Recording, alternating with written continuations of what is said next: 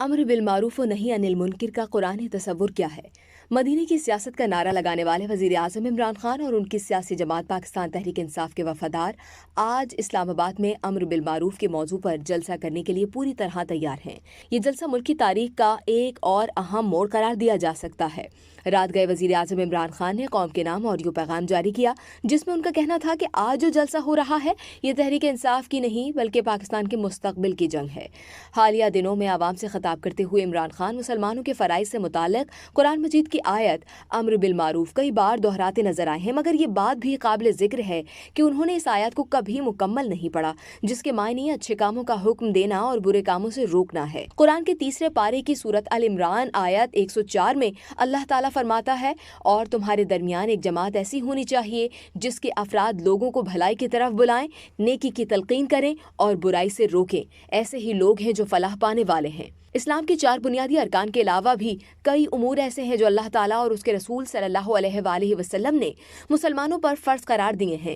ان میں بعض تو فرض عین اور بعض فرض کفایہ ہیں۔ انہی ثانی ذکر فرائض میں ہی اچھے کاموں کا حکم دینا اور برے کاموں سے روکنا بھی ہے، جو دین اسلام کا ایک اہم فریضہ ہے، اور اسے قرآن کریم اور احادیث میں امر بالمعروف و نہی عن المنکر کہا گیا ہے۔ نیکی کا حکم دینے اور برائی سے روکنے کا تصور صرف مذہب اسلام میں ہی نہیں بلکہ یونانی فلسفی ارسطو اور بدھ مت کے بانی بدھا کی زبان پر بھی رہا ہے، جس کے ذریعے انہوں نے اپنی قوم کو سیدھی راہ دکھائی۔ اسلامی تاریخ کے مشہور مفکر، متکلم اور دنیا تصور کے درخشاں ستارے امام غزالی نے اپنی مشہور کتاب the revival of the religious sciences میں ان 2 اہم باتوں کے بارے میں تفصیل سے لکھا ہے۔ امام غزالی کہتے ہیں کہ ہر مسلمان پر فرض ہے کہ پہلے وہ خود سیدھے راستے پر چلے، اس کے بعد اپنے اہل خانہ، ہمسایوں، آس پاس کے لوگوں اور پھر زمین کے آخری حصے تک بھلائی کے راستے پر چلنے کا سبق دے۔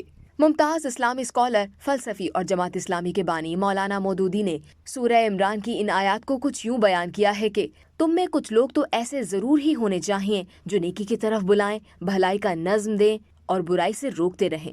جو لوگ یہ کام کریں گے وہی فلاح پائیں گے۔ علماء کرام کے نزدیک یہ خاص آیت مسلمانوں کے وجود کی وجوہات کو بیان کرتی ہے۔ معروف عالم اور جماعت اسلامی ہند کے سابق سربراہ مولانا سید جلال الدین امری نے بھی اپنی کتاب معروف و منکر میں بیان کیا کہ رسالت کے حوالے سے قرآن مجید میں مختلف اصطلاحات کا استعمال کیا گیا ہے، لیکن اس کا بنیادی تصور امر بالمعروف و نہی عن المنکر ہی ہے۔ مولانا سید جلال الدین امری کا کہنا ہے کہ اسلام کے ماننے والے اپنے خالق کی طرف سے حکم کی تعمیل میں جوش، جذبے اور استقامت کے ساتھ نیکی کی ترغیب کرتے ہیں اور برائی سے پرہیز کرتے ہیں۔ مزید معلومات کے لیے سبسکرائب کیجیے ڈیلی جنگ یوٹیوب چینل۔